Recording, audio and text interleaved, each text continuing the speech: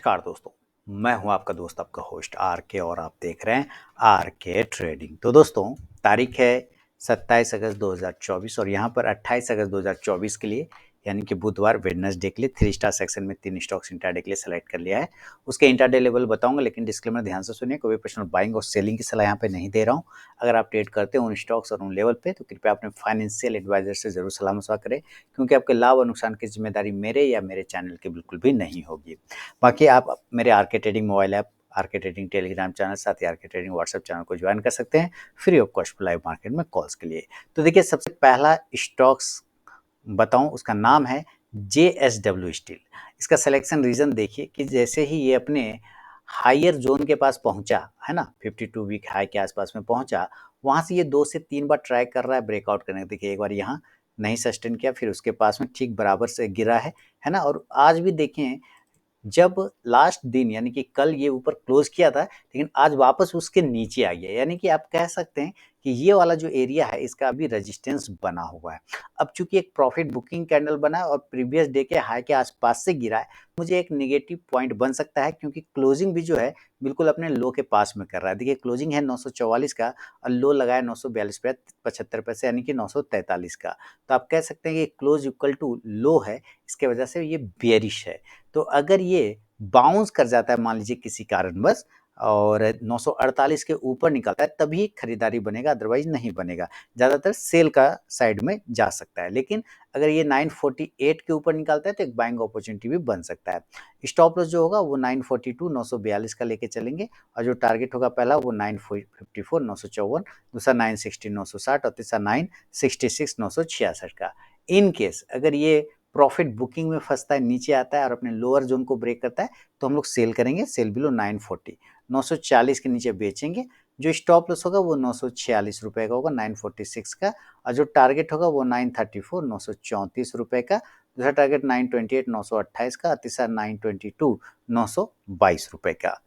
शुरू के 5 मिनट बिल्कुल भी आप ट्रेड को अवॉइड करके चलिए, उसके बाद ही का स्टॉक बाइंग या सेलिंग लेवल को एग्जीक्यूट करें तो ट्रेड करें, अदरवाइज उस ट्रेड को आप अवॉइड कर दें। तो ये पहला स्टॉक हो गया JSW स्टील। सेकेंड स्टॉक की तरफ बढ़ता हूं और उसका नाम मैं लिख दूं यहाँ पर डाबर। देखिए, डाबर का चार्ट आपके सामने में लेकर आता हूँ।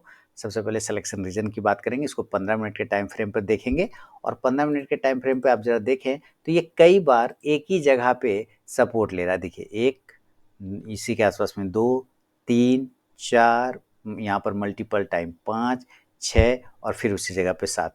तो ये एरिया जो है एक अच्छा सपोर्ट एरिया है। अगर ये एरिया टूट जाता है किसी कारणवश तो गिरावट आपको स्वाभाविक है, और अगर इस कंसोलिडेशन एरिया के ऊपर तोड़ता है, इस एरिया के ऊपर निकालता है, तो फिर यहाँ से मूव कर सकता है।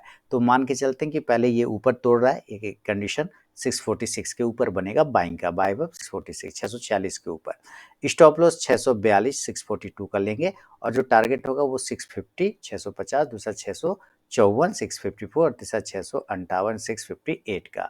लेकिन अगर ये नीचे के एरिया को ब्रेक कर देता है तो हम लोग सेल करेंगे, और सेल का लेवल होगा 640 के बिलो, सेल बिलो 640। जो स्टॉप लॉस होगा वो 644 644 का, और जो टारगेट होगा 636 636, दूसरा 632 632 और तीसरा 628 628 का। फर्स्ट टारगेट के पास भी स्टॉक पहुंचता है तो वो अपना 50 to 70% क्वांटिटी बुक कीजिए, बाकी का आप अपना स्टॉप लॉस टेल करके चल सकते हैं। तो ये है सेकंड स्टॉक डाबर। तीसरा और फाइनल स्टॉक, उसका नाम है PFC, पावर फाइनेंस कॉरपोरेशन। इसका सिलेक्शन रीजन देखते हैं, समझते हैं क्यों सेलेक्ट किया गया है। तो चलिए मैं आपको यहाँ पर डेली के टाइम फ्रेम पर लाता हूँ और तब इसको समझ में आएगा। 2 स्टॉक डेली के टाइम फ्रेम पे सेलेक्ट किया, एक स्टॉक 15 मिनट के चार्ट पर सिलेक्शन किया हुआ है। तो अभी इसको मैं डेली पर टर्न कन्वर्ट कर रहा हूँ, और ये जल्दी से है डेली के टाइम फ्रेम पे जरा आप देखें, मैं इसको जरा रीसेट कर दूं तो आपको पता चलेगा कि किस तरह से ये एक अपने मल्टीपल रेजिस्टेंस एरिया पर फिर से क्लेम करके रेडी है। आप देखिए, रेजिस्टेंस एरिया गिर गया, रेजिस्टेंस एरिया गिर गया, और आज फिर उस रेजिस्टेंस एरिया के पास में पहुंचा है, क्लेम कर रहा है। हाई लगाया 538, क्लोजिंग कर रहा है 536.50, यानी कि क्लोज इक्वल टू हाई है, इसका मतलब बुलिश है। अगर यहाँ से प्रॉफिट बुकिंग आता है तो फिर गिर जाएगा, कोई बात नहीं, लेकिन अगर ये ब्रेकआउट करता है तो फिर ऊपर की तरफ। तो दोनों साइड के लेवल को देखेंगे। अगर ये पहले मान लेते हैं ब्रेकआउट करके जाता है ऊपर में 540 के ऊपर, तो एक बाइंग अपॉर्चुनिटी बनेगा, बाय 540 540 के ऊपर खरीदना है। जो स्टॉप लॉस होगा वो 536 का होगा, जो टारगेट होगा 544 544, दूसरा 548 548 और तीसरा 552 552। लेकिन अगर ये नीचे के एरिया को ब्रेक करता है तो हम लोग सेल करेंगे। प्रॉफिट बुकिंग में अगर ये फंस गया तो सेलिंग के साइड में जगह होगा 532 के बिलो, सेल बिलो 532। जो स्टॉप लॉस होगा वो 536 रुपए का होगा। 536 का जो टारगेट होगा 528 528, दूसरा 524 524 24 और तीसरा 520 520 रुपए का। तो दोस्तों बिना स्टॉप लॉस के ट्रेड करने की गलती कभी ना करें और अपने ट्रेलिंग स्टॉप लॉस का यूज जरूर करें। ये तो तीनों ही स्टॉक के selection reason, buying selling level मैंने आपको बता दिया। अगर पसंद आया तो जरूर फीडबैक करें, कमेंट करें। मिलूंगा मैं नेक्स्ट वीडियो में, तब तक के लिए बहुत बहुत धन्यवाद।